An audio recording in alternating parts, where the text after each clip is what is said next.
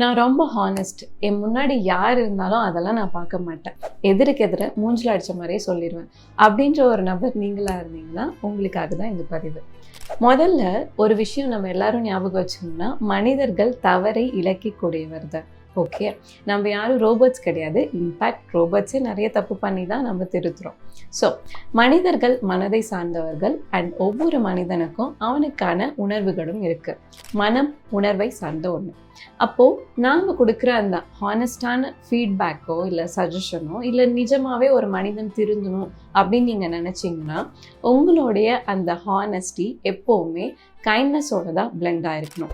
இப்படி இல்லாமல் நம்ம ரொம்ப வெளிப்படையாக நம்ம மனசுக்கு தோன்றதை பேசுகிறத ஹானஸ்டி அப்படின்னு சொல்லி நம்மளே ஏமாற்றிட்டுருக்கோம். நிஜமாகவே நம்ம இன்னொரு மனுஷன் திருந்தணும் அப்படின்னு நினச்சிங்கன்னா, உங்களுடைய ஒரு ஆனஸ்டி கூட கைண்ட்னஸையும் சேர்த்து வெளிப்படுத்துங்க. இல்லைனா நீங்கள் எதிர்பார்க்குற ரிசல்ட்டும் வராமல் அது ஒரு நெகட்டிவ் சுச்சுவேஷனாக மாறிடும்.